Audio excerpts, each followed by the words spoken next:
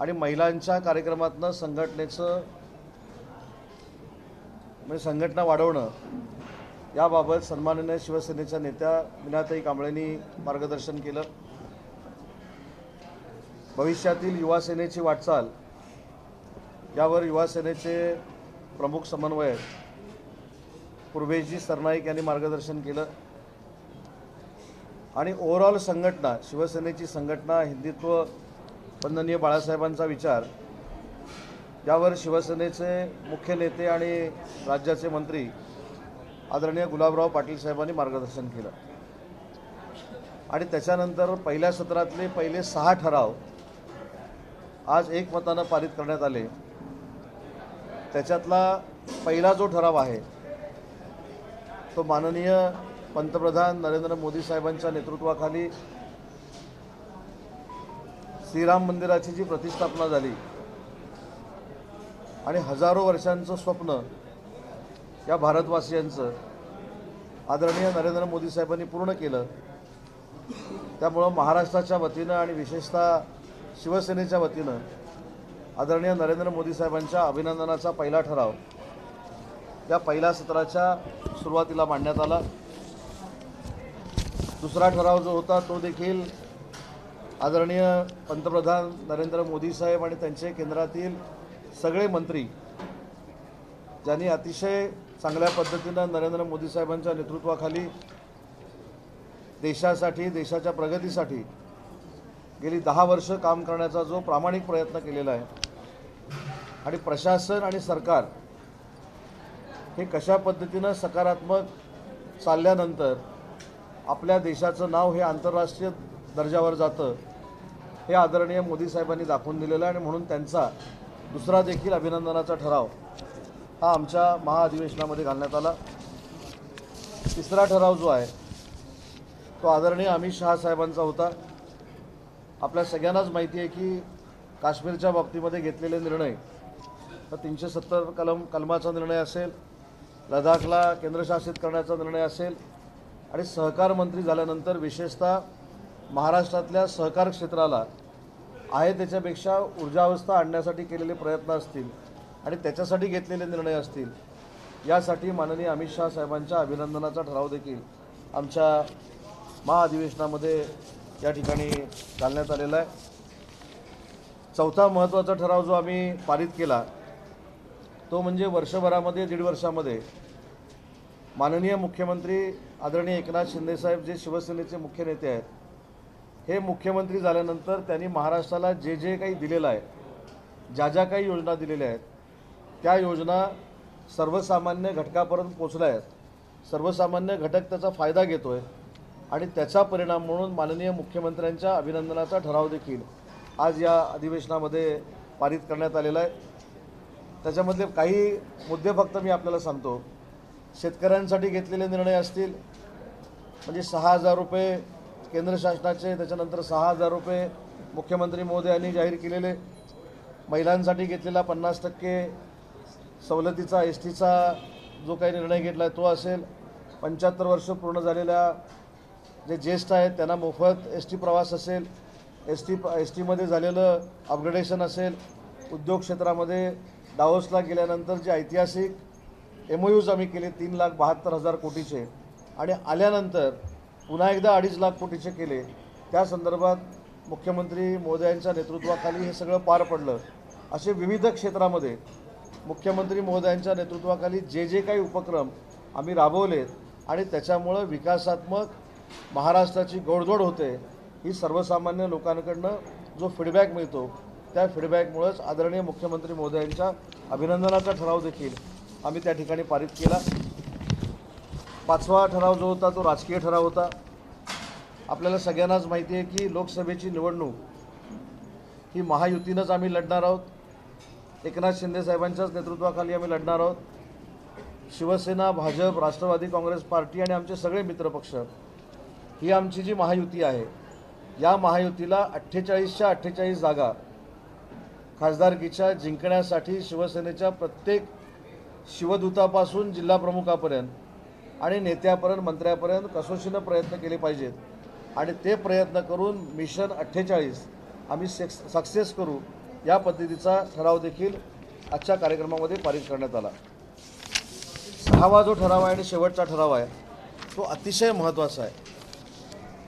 वंदनीय बाळासाहेबांनी शिवसेनेची सुरुवात ज्यावेळी केली त्यावेळेपासून शिवसेनेच्या वाढीसाठी ज्या ज्या नेत्यांनी वंदनीय बाळासाहेबांच्या खांद्याला खांदा लावून काम केलं, काही लोकांना त्याचा विसर पडला असेल, परंतु राज्याचे मुख्यमंत्री एकनाथ शिंदेसाहेब ज्यावेळी वंदनीय बाळासाहेबांच्या विचारांना प्रेरित होऊन काम करतात त्यावेळी बाळासाहेबांसोबत काम केलेले जे नेते होते त्यांच्या नावानं पुढच्या वर्षीपासून शिवसन्मान पुरस्कार हा देण्याचा ठराव आजच्या आमच्या बैठकीमध्ये पारित करण्यात आला। त्याच्यामध्ये माननीय शिवसेना नेते दत्ताजी साळवी साहेबांच्या नावानं उत्कृष्ट कामगार पुरस्कार हा दिला जाईल। शिवसेना नेते सुधीर जोशी यांच्या नावानं नाविन्यपूर्ण उभरता उद्योजक पुरस्कार हा दिला जाईल। प्रमोद नवलकर साहेबांच्या नावानं उत्कृष्ट पत्रकार पुरस्कार हा दिला जाईल। माननीय शिवसेना नेते दत्ताजी नलावडे साहेबांच्या नावानं आदर्श शिवसैनिक पुरस्कार हा पुरस्कार दिला जाईल। श्रीयुत दादा कोंडके यांच्या नावानं कला क्षेत्रातील उत्कृष्ट पुरस्कार दिला जाईल। शिक्षण क्षेत्रातील पुरस्कार हा शिवसेना नेते वामनराव महाडिक यांच्या नावाने दिला जाईल आणि उत्कृष्ट सामाजिक कार्यकर्ता हा पुरस्कार शिवसेना नेते श्रीयुत शरदभाऊ आचार्य यांच्या नावाने दिला जाईल आणि हे पुरस्कार शिवसेनेच्या वर्धापन दिनाच्या निमित्तानं जाहीर होतील आणि या पुरस्काराचं वितरण शिवसेनेचे मुख्य नेते आदरणीय एकनाथ शिंदे साहेबांच्या शुभ हस्ते याचं वितरण होईल। असे 6 प्रमुख ठराव आजच्या पहिल्या सत्रामध्ये पारित करण्यात आलेले आहेत आणि मला असं वाटतं की शिवसेना ज्यावेळी संघटनात्मक काम करते त्यावेळी एकनाथ शिंदे साहेबांच्या नेतृत्वाखाली एकनाथ शिंदे साहेबांच्या पुढाकारानं जे आज हे पुरस्कार आम्ही जाहीर केलेत या सर्व नेत्यांचा काही लोकांना विसर पडलेला होता, परंतु वंदनीय बाळासाहेबांच्या साथीनं या लोकांनी शिवसेना वाढीचं जर काम केलं नसतं तर शिवसेना ही महाराष्ट्रामध्ये वाढली नसती हे देखील तुम्हाला सगळ्यांना माहिती आहे। त्यामुळे ज्यांच्या ताकदीवर शिवसेना जी वंदनीय बाळासाहेबांच्या विचाराची वाढली त्या शिवसेना नेत्यांचं काम हे दीपस्तंभाप्रमाणे शिवसैनिकांच्या आणि महाराष्ट्राच्या समोर राहावं यासाठी या पुरस्काराचं आयोजन केलेलं आहे। परत सांगू, उत्कृष्ट कामगार पुरस्कार शिवसेना नेते दत्ताजी साळवी साहेबांच्या नावाने, नाविन्यपूर्ण उभरता उद्योजक शिवसेना नेते सुधीर जोशी यांच्या नावाने, आदर्श शिवसैनिक शिवसेना नेते दत्ताजी नलावडे साहेबांच्या नावाने, उत्कृष्ट पत्रकार पुरस्कार शिवसेना नेते प्रमोद नवलकर साहेबांच्या नावाने, उत्कृष्ट शिक्षण क्षेत्रामध्ये काम करणाऱ्या व्यक्तीला पुरस्कार शिवसेना नेते वामनराव महाडिक साहेबांच्या नावाने, कला क्षेत्रामध्ये उत्कृष्ट काम करणारा पुरस्कार श्रीयुत दादा कोंडकेंच्या नावाने आणि उत्कृष्ट सामाजिक कार्यकर्ता पुरस्कार हा शिवसेना नेते शरदभाऊ आचार्य यांच्या नावाने असे 7 पुरस्कार हे दरवर्षी शिवसेनेच्या वर्धापन दिनाच्या निमित्तानं दिले जातात।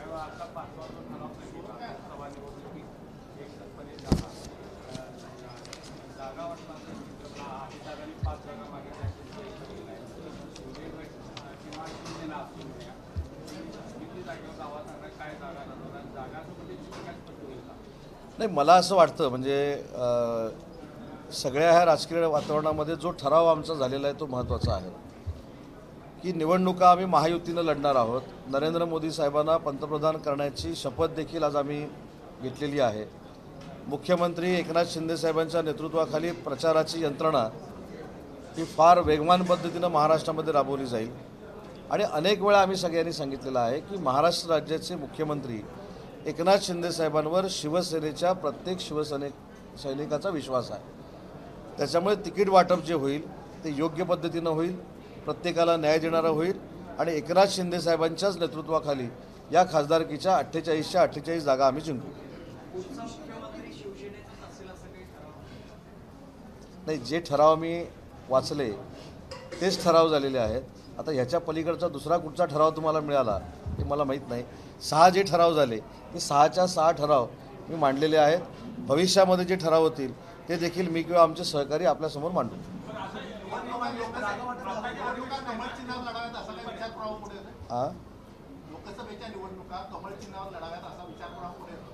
मला असं वाटतं की या अधिवेशनातला हा ठरावावर चर्चा करण्यापेक्षा काल देवेंद्रजींनी पत्रकार परिषदेमध्ये जे काय सांगितलं ते आमच्या दृष्टीनं महत्त्वाचं आहे. देवेंद्रजींनी स्पष्ट सांगितलं की तिन्ही पक्ष स्वतःच्या निशाणीवर लोकसभेच्या आणि आमदारकीच्या निवडणुका लढतील. मला असं वाटतं की या प्रश्नाला पूर्णविराम मिळालेला आहे. एक हां, मी याचं पण उत्तर दिलं. हे सगळे अधिकार आमचा प्रत्येक शिवसैनिकाचा, प्रत्येक उपनेत्याचा, प्रत्येक जिल्हा प्रमुखाचा, प्रत्येक तालुका प्रमुखाचा, प्रत्येक इच्छुक उमेदवाराचा एकनाथ शिंदे साहेबांवर विश्वास असल्यामुळं जागा किती सोडायच्या, किती घ्यायच्या आणि कोणाला उमेदवारी द्यायचे हे सर्व अधिकार हे एकनाथ शिंदे साहेबांचे आहेत. ते ठरवतील, त्या पद्धतीनं शिवसैनिक प्रचार करतील.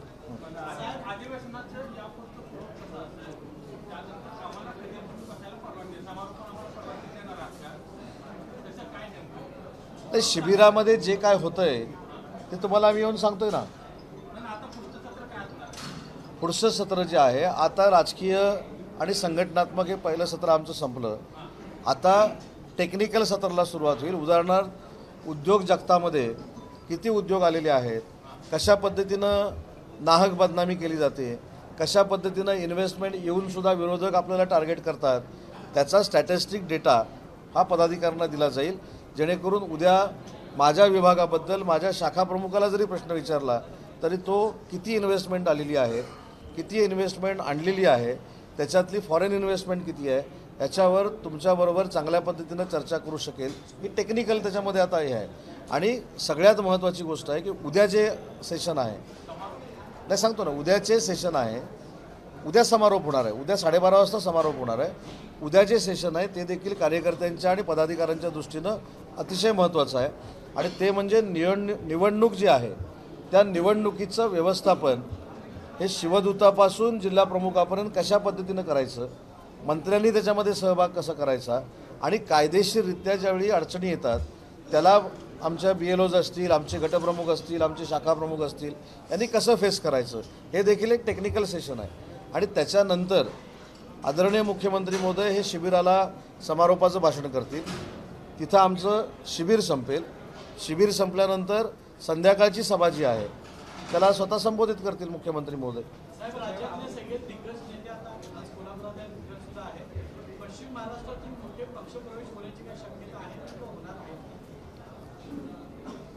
आता शिबिराला तर सुरुवात झाली, सभा उद्या आहे, तर सभेच्या अगोदर सांगू आशा आहेत.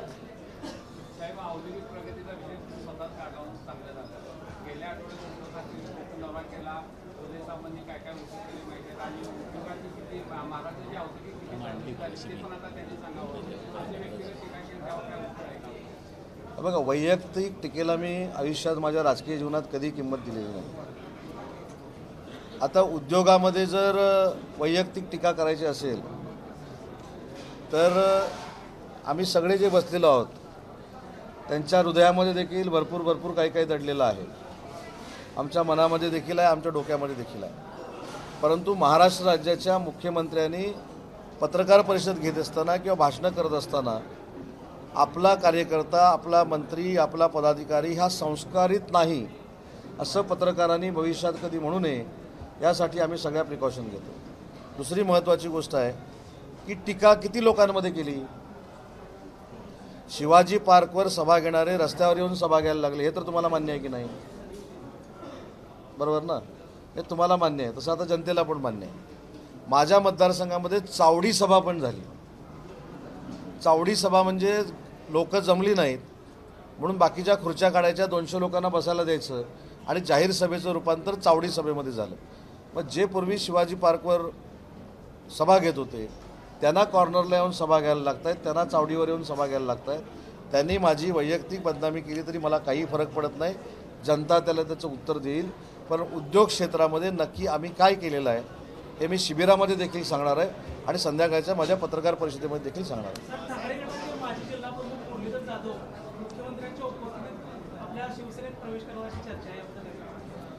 शिबिरामध्ये तर मला असं वाटतं की कोणाचाही प्रवेश होणार नाही. शिबिर हे मार्गदर्शनासाठी आहे आणि शिबिर संपल्यानंतर काय 3-4 तासामध्ये काय घडामोडी झाले तर कदाचित काही होऊ शकतं प्रवेश.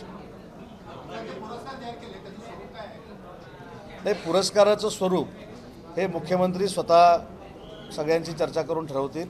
परंतु पुरस्काराच्या स्वरूपापेक्षा ज्यांच्या नावानं पुरस्कार दिला जातोय तो पुरस्कार एखाद्याला मिळाल्यानंतर त्याची राजकीय उंची, त्याची त्या क्षेत्रातली उंची ही त्या नावाच्या पुरस्कारानं वाढणार आहे. उदाहरणार्थ उत्कृष्ट पत्रकार पुरस्कार जो आपण देतोय तो शिवसेना नेते वामनराव माडिक साहेबांच्या, प्रमोद नवलकर साहेबांच्या नावानं देतोय. आता प्रमोद नवलकर साहेबांबरोबर मी काम केलं नाही, पण प्रमोद नवलकर साहेबांचा मराठीवरचा अभ्यास असेल, नाना नानीसारखा मराठी माणसांसाठी केलेला पार्क असेल किंवा पत्रकार म्हणून केलेलं काम असेल हे माझ्यापेक्षा तुम्हाला सगळ्यांना माहिती आहे.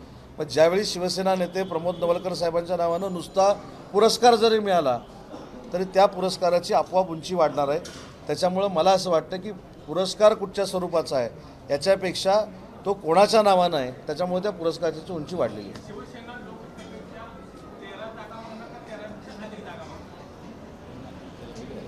मला असं वाटतं की यांनी पण तोच प्रश्न विचारला होता, त्यांनी पण तोच प्रश्न विचारला, तुम्ही पण तोच प्रश्न विचारला. काय झालं, अभंग तोच आहे, फक्त चाल बदललेली आहे. त्याच्यामुळे उत्तर आमचं तेच आहे. शिवसेना नेते, मुख्य नेते एकनाथ शिंदे साहेबांना हे आम्ही अधिकार दिलेले आहेत. ते जो निर्णय घेतील तो शिवसैनिक म्हणून आम्हाला मान्य आहे. वाटेकरी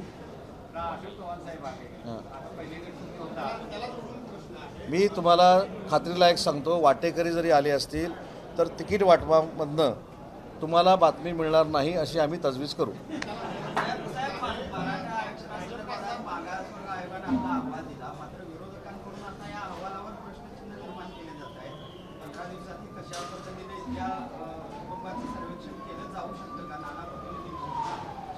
याचा अर्थ मी स्पष्टपणानं तुम्हाला सांगतो की जर काँग्रेसच्या प्रदेशाध्यक्षांनी अशा पद्धतीची शंका व्यक्त केली असेल तर त्यांच्या मनामध्ये मराठा समाजाला आरक्षण द्यायचं नाही हेच आहे. माननीय एकनाथ शिंदे साहेबांनी 360 कोटी रुपये राज्य मागासवर्ग आयोगाला या सगळ्या यंत्रणेसाठी दिले आणि शिंदे साहेबांची आणि सरकारची खासियत हेच आहे की 4-4, 5-5 वर्षाची कामं होत नाहीत ती महिन्याभरामध्ये सॉर्ट आऊट करणं हीच तर शिंदे साहेबांची खासियत आहे. पण जर अशा आयोगाला एक वेगळा न्यायिक दर्जा आहे, म्हणजे कुणीही त्याच्यावर टीका करावी असं नाही आहे. त्याच्यामध्ये जो सर्वे केलेला आहे, मला सांगा की या प्रश्नाचं उत्तर प्रत्येकजण देऊ शकतो. नाना पटोलेंनी द्यायची आवश्यकता नाही. आपण जे जमलेलो आहोत यांनी जरी आजूबाजूला काही चौकशी केली किंवा सर्वेला लोक आली होती का, ॲप घेऊन आली होती का, तर ह्याच्यातले 99% लोक सांगतील की आली होती. मग सर्वेवर शंका घेणं म्हणजे मराठा समाजाला आरक्षणाला विरोध करणं असं माझं मत आहे. आणि शिंदे साहेबांची ठाम भूमिका आहे की मराठा समाजाला टिकणारं आरक्षण कुठच्याही समाजाचं आरक्षण कमी न करता सरकारला द्यायचं आहे आणि त्याच्यासाठीच 20 आणि 21ला अधिवेशन बोलवलेलं आहे. धन्यवाद.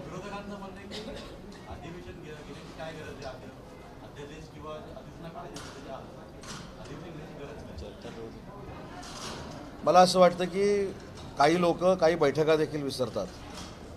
सह्याद्रीला सगळ्यांच्या विरोधकांच्या, सत्ताधाऱ्यांच्या, मित्रपक्षांच्या समवेत आदरणीय एकनाथ शिंदे साहेबांनी, देवेंद्रजींनी, अजितदादांनी बैठकीचं आयोजन केलं होतं. विरोधकांची देखील त्यांनी सांगावं ना, ज्या पद्धतीनं ते अशा पद्धतीनं जे काही टीका टिप्पणी करतायत याचा अर्थ काय होतो की मराठा आरक्षणाला ते विरोध करतायत. स्पष्ट भूमिका आहे सरकारची की ओबीसीचं आरक्षण कुठेही बाजूला न होता, कुठेही कमी न होता, त्यांच्यावर कुठचाही अन्याय न होता जर विधानसभेच्या अधिवेशनामध्ये मराठा आरक्षण आम्ही देण्याचा संकल्प केलेला आणि तो पूर्ण करतोय तर त्याच्यावर शंका घेणं म्हणजे मराठा आरक्षणाला विरोध करणं असं आहे.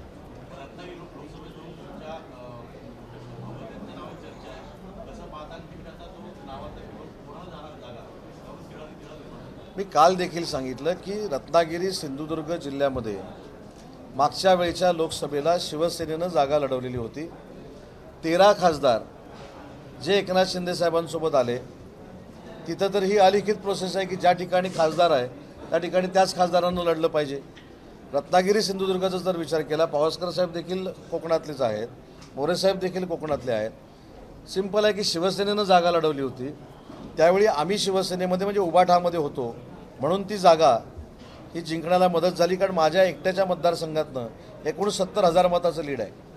शेखर निकमांच्या मतदारसंघातनं एकूण 60,000चं लीड आहे. त्याच्यामुळं हे जर लीड शेखर निकम असतील, माझे कार्यकर्ते असतील, आमच्याबरोबर काम करणारे शिवसैनिक असतील यांनी दिलेलं आहे, तर त्या जागेवर नक्की शिवसेनेचाच दावा आहे. पण त्याच्यावर देखील मगाशी मी सांगितलं की शिवसेनेचीच जागा आहे, शिवसेनेलाच मिळाली पाहिजे, ही मागणी आमची आहेच आणि ती शेवटपर्यंत राहणार आहे. त्याच्यावर योग्य तो निर्णय एकनाथ शिंदेसाहेब घेतील. आता नावं चर्चेत असताना त्याच्यातनं कोणाला सिलेक्ट करायचं एकनाथ शिंदेसाहेब ठरवतील. चाल बदलून अभंग असला तरी उत्तर तेच. चला, धन्यवाद. आता संध्याकाळच्या सत्रामध्ये जे काय होईल ते पण आम्ही सांगू. एबीपी माझा, उघडा डोळे बघा नीट.